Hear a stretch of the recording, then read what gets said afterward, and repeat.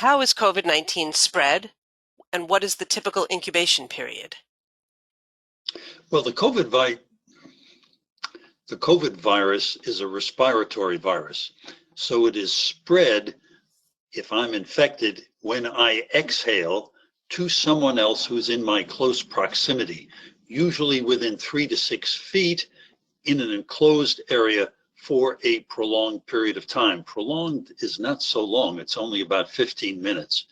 It can also be spread out of doors, although less easily.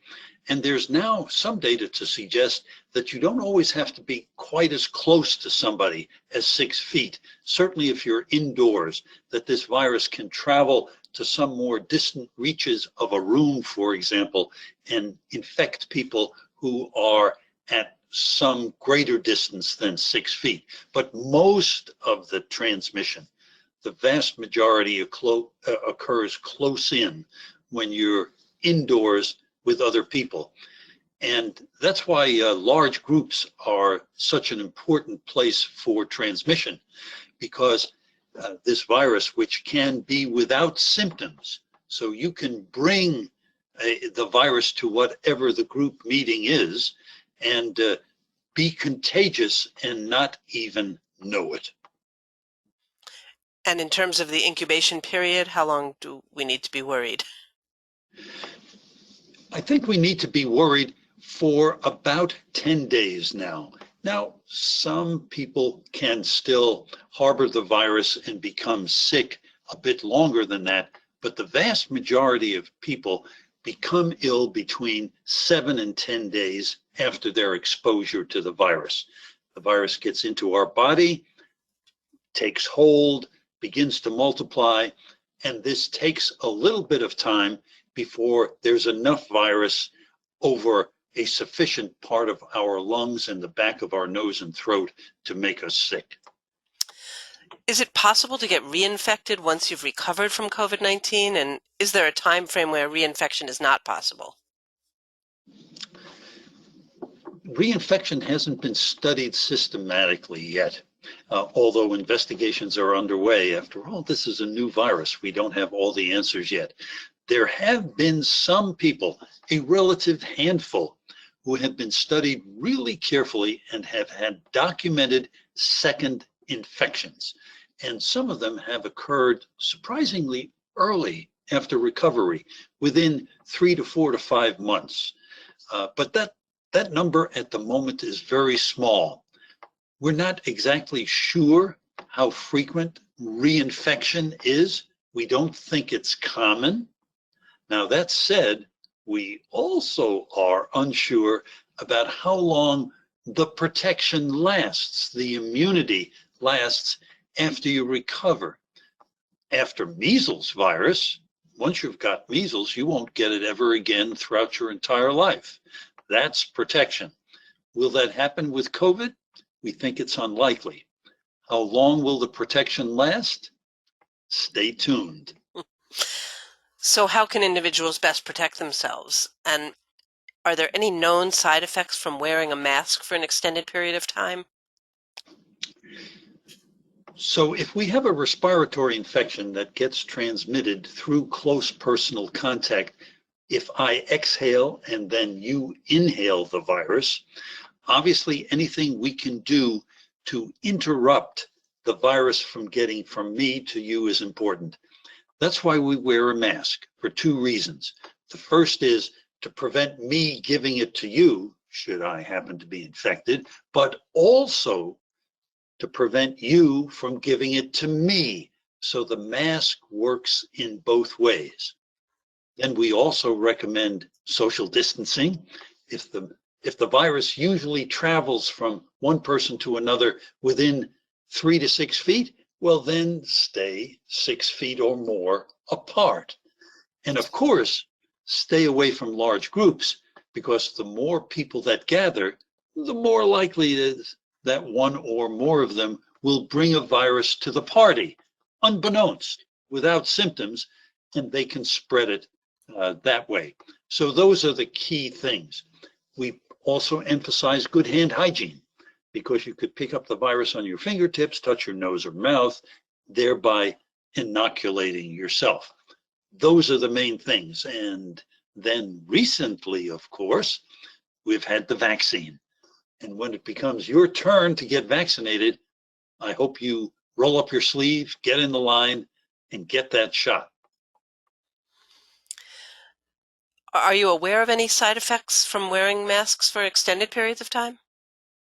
There really are no side effects from wearing the mask for either brief or long periods of time.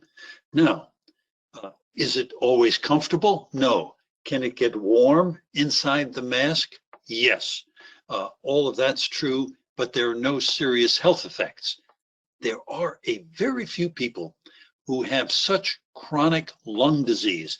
Their lung capacity is so constrained by their illness that putting the barrier of the mask in front of their mouth will make it more laborious, more difficult for them to breathe. We have to contend with that, and an alternative for those folks is a face shield. It's not quite as effective as a mask, but it is something they can use because they have such profound disability. But let me emphasize, that's very rare. Okay, so who should be tested for COVID-19? For example, if you're in close contact with an individual who tests positive, should you get tested? And if so, when? Well, if you're in close contact with someone who's known to have COVID, the first thing that you should do is quarantine yourself. You're feeling well, but you could get sick.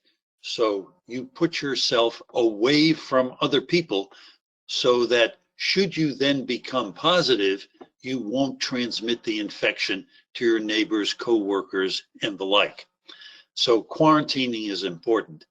You can now, under new guidelines from the CDC, get a test around day 6 or 7 to see whether you're positive or negative. If you're negative, you can come out of that quarantine. If testing is not available, then the recommendation is that you stay in quarantine for 10 days. Great. What treatments exist for COVID-19, and is there anything that can be done to address the symptoms? So the treatment is available. The first kind of treatment, which is hugely important, is all the aspects of supportive care that we can give seriously ill patients. We've gotten so much better at that, that alone has driven down the death rate. And in addition to that, we now have 2 kinds of treatment: remdesivir, which is an antiviral drug that now is widely used for the treatment of people who have any sense of lung involvement with their COVID infections, and also in a steroid that we have actually been using in medical practice for 40 or 50 years. Dexamethasone has also been shown to help. And those medications are now widely available and used in hospitals all across the country. So we've been reading some stories that indicate that some people experience more severe complications from COVID-19 than others. Any ideas why? That's one of the big question marks. Now, we know that people who are older are much more likely to get severe disease than younger people. And that's progressive. As you go up the age, decade by decade, the risk of severe disease increases. Another thing that will make it more likely for you to get severe disease is whether you have a chronic underlying illness, diabetes, any lung disease, heart disease, people who are immunocompromised. Those folks also have a much more difficult time fighting off the virus. But there are still healthy people who nonetheless will get infected with this virus and get very, very severely ill. Why that one healthy person as opposed to all these other healthy people? That's something we don't know yet. And last question is, are there any other potential long-term manifestations of COVID-19? We're just starting to follow people who've recovered from COVID illness and even people who've had asymptomatic infections. They didn't get ill at all, but they had COVID infection. And there are people who are called long haulers. These are people who have prolonged fatigue, muscle aches and pains, headaches in various forms. Some people say they're not thinking as clearly. Their mind is fuzzy or foggy. We haven't studied those as completely as we like. And even young people, young athletes, for example, who've had COVID, may have some element of heart inflammation for a period of time. So it's often now recommended that they not pursue active physical training or competition for a period of time after they recover from COVID.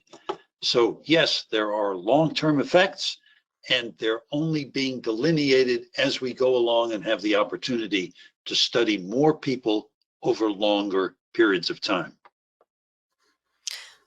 Great. Thank you so much. There is additional information at nfid.org/coronaviruses, and we will be back to answer future questions.